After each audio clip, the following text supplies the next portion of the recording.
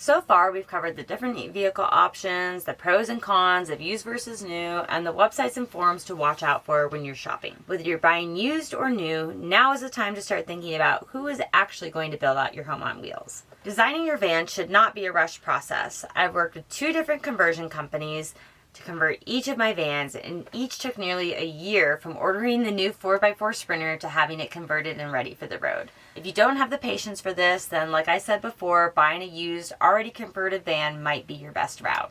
First, I'm going to talk about DIYing. If you have experience building stuff and you have the time, or you simply think that building out a van would be a fun and enjoyable process, going DIY can save you a lot of money. It also gives you the flexibility to change your conversion after the fact if there's something about your build you really don't like. So let's talk about some things to keep in mind.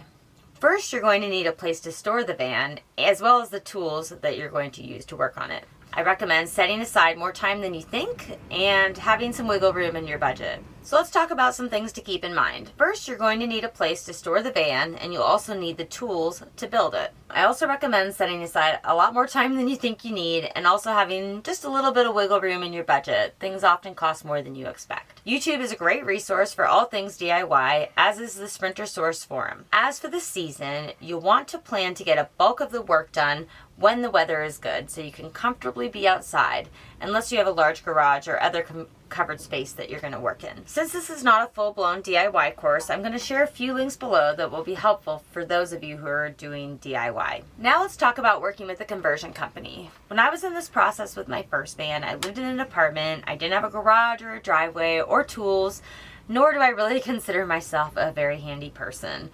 I knew that doing a DIY job would probably be frustrating, take a long time, and would probably end up being rather expensive due to many mistakes that I knew I'd make along the way and all the tools I'd have to acquire. I was also working 60 hours a week on my business, trying to grow my blog into something sustainable, so I decided that building a DIY van was not a good use of my time or my resources.